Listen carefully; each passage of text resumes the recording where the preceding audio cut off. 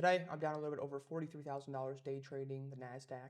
And today, I'll be talking about the trades I took, my buys, what went wrong, and what I could have done better. So, with that being said, let's get into it. Coming into the open, I didn't have the most precise bias, and I think that was one of the biggest key factors for today specifically and why I lost.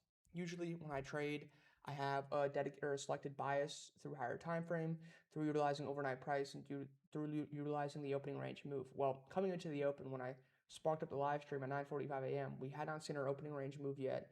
Higher time frame was not clear, and our opening range, or excuse me, our overnight price was not clear either. If you look at overnight price before coming into the open, a very consolidative, very range bound esque type of overnight sequence. Um, and what we end up seeing price do through the opening range move is you end up seeing price open, and then after a little while, you see price come up here and take out London highs. Now, I think with me today specifically, the reason again I feel the trades that we took were not the best was because we just didn't have immense clarity with direction in the market. We more so looked to base off the opening range move, and in a 1 hour day, you can't afford to take that. So if I had to reflect in hindsight about today so far, I think at best, today's a day where you have a break-even day. A, because again, our higher time frame narrative was not clear. We didn't have much of a higher time frame look.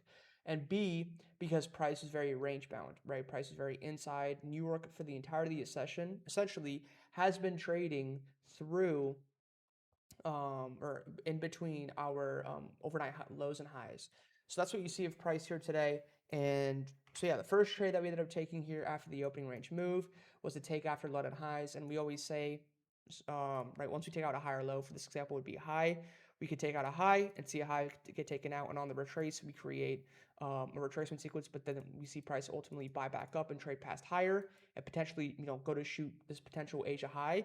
Or we see price essentially come back up, take a high, and set in a lower high, which is what we did here, and look to trade lower. And so with today specifically, we ended up trying to anticipate it. What I will say with this trade, I'm not super opposed against it. Initially, the first thing that we were supposed to do with this trade was look for a rebalance, like a tap inside this 1 minute gap, and see a rebound set higher. That's what our trade would have been had we taken it. And we ended up seeing price come down here and close under, turning it into a bearish inversion fair value gap. However, we came back up with the same type of displacement, if not more aggressive, compared to the sell back down. So for me, I was looking for this 1 minute bearish inversion fair value gap to go bullish. We eventually end up seeing price come back up. We see price close over. We take the entry. We end up seeing price ultimately a couple minutes after come back down and stop us out. Now, again, the reason I feel like the largest component with this trade and why it failed is because if you look at the hourly time frame, if you look at the 15-minute time frame, you could see that there was no clarity, right? We do have draw targets, but there's no clarity in price. Price hasn't really done much. Since since Wednesday, 7 p.m., right? It's currently Thursday at around 1 p.m. Puerto Rico time.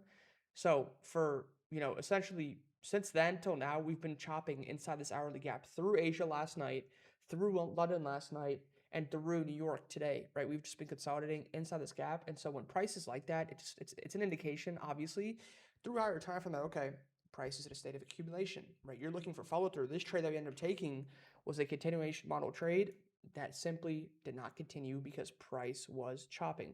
And you look at the rest of the session, and we've been chopped since. Again, stop was swing low, good invalidation point. We end up stopping out. We then end up taking our second trade, which off the second trade here, we end up taking a 1 minute gap go invert. This was more so a market structure shift buy model essentially. We end up putting in a low through London lows, which I did like. We come back up here, displace through. We then end up taking our entry where we end up seeing price invert this gap. We look for a retest, take entry at around here at 10:47 a.m.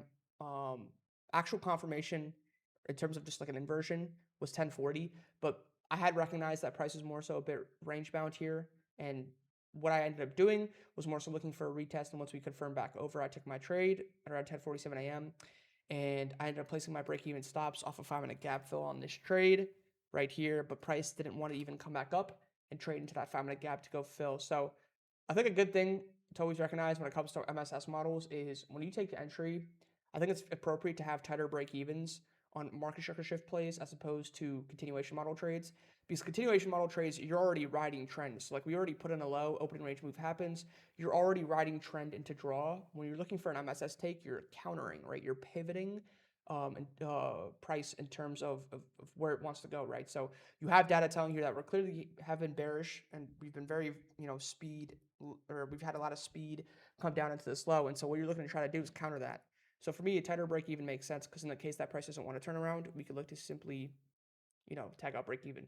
We then end up seeing price ultimately come back down, get tagged out, hit stop on this trade.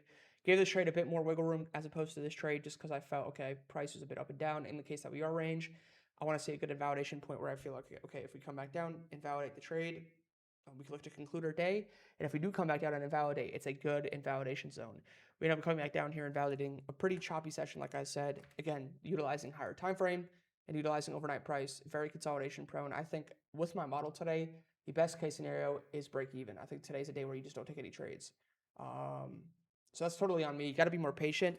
Still green on the week, but took a decent sized hit. Like I'm very small green now in the week. Before I think I was up at 2.3 R coming into today. Now I'm up like a 0.3, 0.5 R statistically based off my math. So again, it's a small green now or a small green week now. Not the worst, right? That's not terrible at all. We still have 3 weeks in this month. But yeah, definitely could have been prevented today. Today is definitely a session where you reflect back. When I go back and journal after I finish the review, is talking about the importance of patience. Because on days like this, had you simply voided, you'd be fine. We're still fine, I guess, but it definitely hits into the week overall. So yeah, pretty tough occasion here.